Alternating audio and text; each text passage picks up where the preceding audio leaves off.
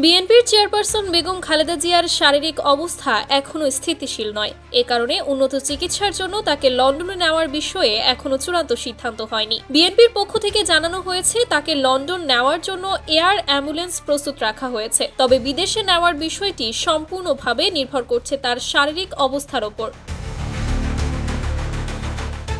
এদিকে রাতে শাশুড়ি খালেদা জিয়ার খোঁজ খবর নিতে এভার কেয়ার হাসপাতালে যান ডক্টর জোবাইদা রহমান। 12টার দিকে তিনি হাসপাতাল ত্যাগ করেন। গতকাল এভার কেয়ার হাসপাতালের বাইরে এক প্রেস ব্রিফিংয়ে মেডিকেল বোর্ডের সদস্য এবং বিএনপি নেতা এজেড-এম জাহিদ হোসেন বলেন, বিমান ভ্রমণের জন্য শারীরিকভাবে সক্ষম না হওয়ায় খালেদা জিয়াকে লন্ডনে নিতে বিলম্ব হচ্ছে।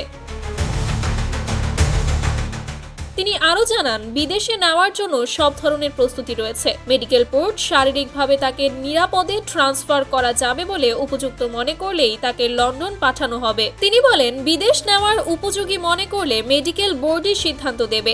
মনে রাখতে হবে, 12 থেকে 14 ঘন্টা ফ্লাইটে উচ্চমাত্রার অ্যালটিটিউডে শরীরে যে শারীরিক পরিবর্তন হয় তা একজন অসুস্থ মানুষের জন্য মানিয়ে নেওয়া সব সময় সহজ হয় না।